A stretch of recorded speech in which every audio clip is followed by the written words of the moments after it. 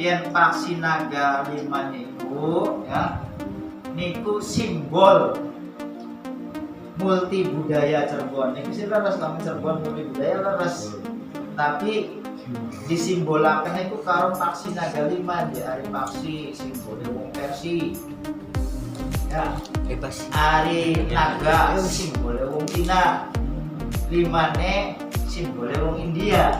Jadi Cirebon ku campur baur dari berbagai ras etnis tadi.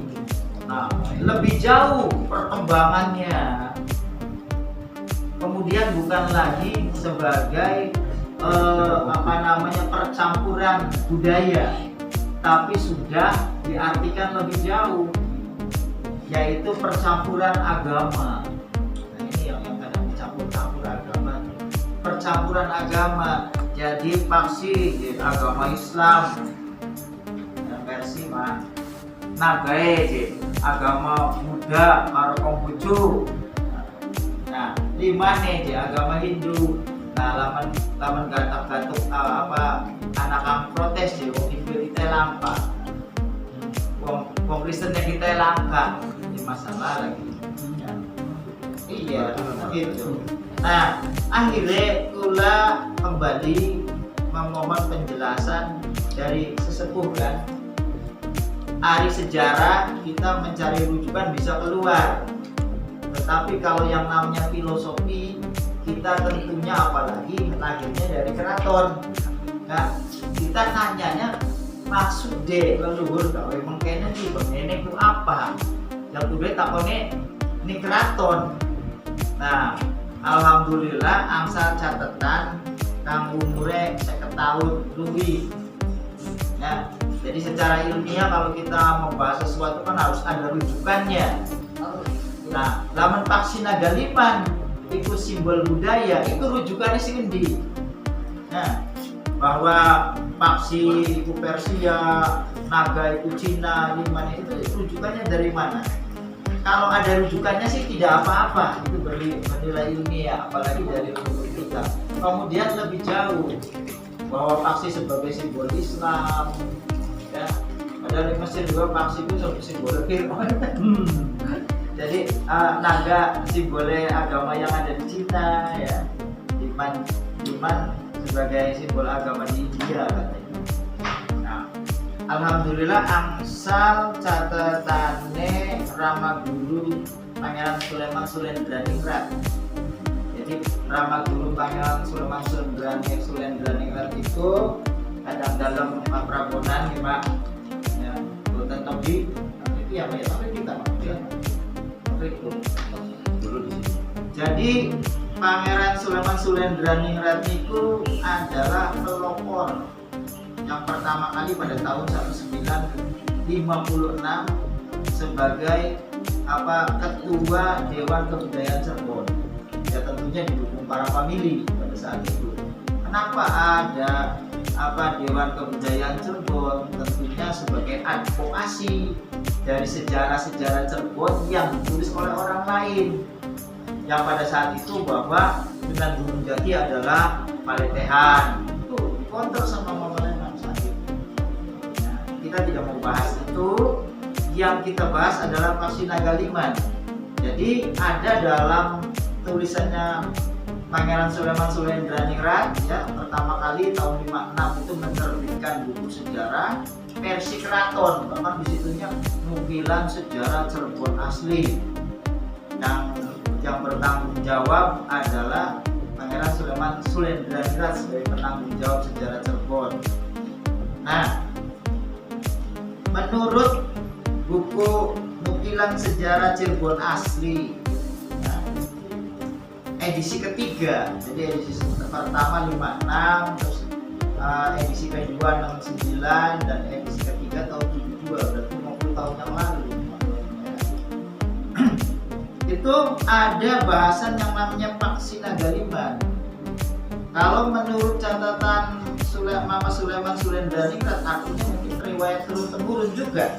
Ya, ada ayamnya, ada kakeknya mungkin.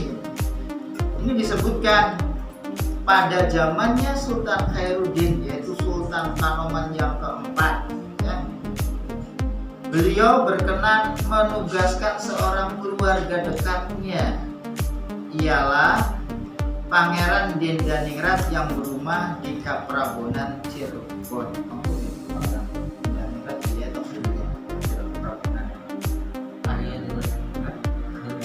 Pangeran Dendaningrat Kaprabonan zamane Sultan Terudin keempat.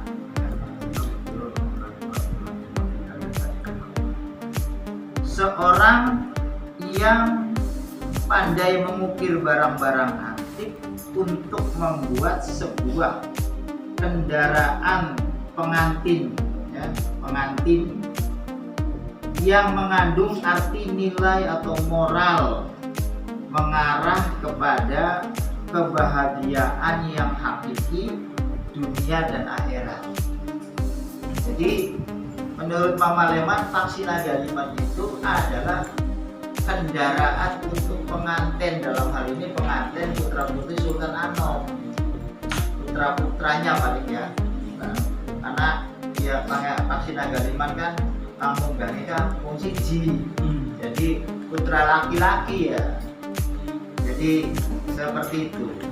Pangeran Dendaningrat masih rajin mengamalkan, saya tidak edit apa adanya, rialat atau ujlan atau tapa. Oleh karenanya beliau masih agak kebagian kekuatan, ya, keramat. Beliau sedang menjalankan tugasnya dengan tekun mengukir bahan-bahan yang sudah tersedia. Pada akhirnya beliau merasa lelah kecapean, ya antara lamat-lamat beliau menghentikan cipta, ya, meninggalkan alam sadarnya secara nyata. Nah setelah itu beliau, ya, sekonyong-konyong melihat di udara segumpal awan besar yang melayang-layang berupa suatu bentuk yang sekarang disebut taksi naga liman. Kemudian dengan masih memandang awan itu, beliau membentuk, ya, bahan-bahan sehingga sekarang berwujud taksi naga liman. Paksi naga liman. Paksi naga liman ini digunakan untuk mengarak pengantin-pengantin laki-laki anak cucu Sultan Kanoman Cirebon. Tentunya famili yang terdekat dan masih digunakan sampai sebelum perang. Perang itu ada sebelum Jepang. Adapun nama paksi naga liman itu adalah satu, paksi artinya burung, dia bisa terbang tinggi di udara.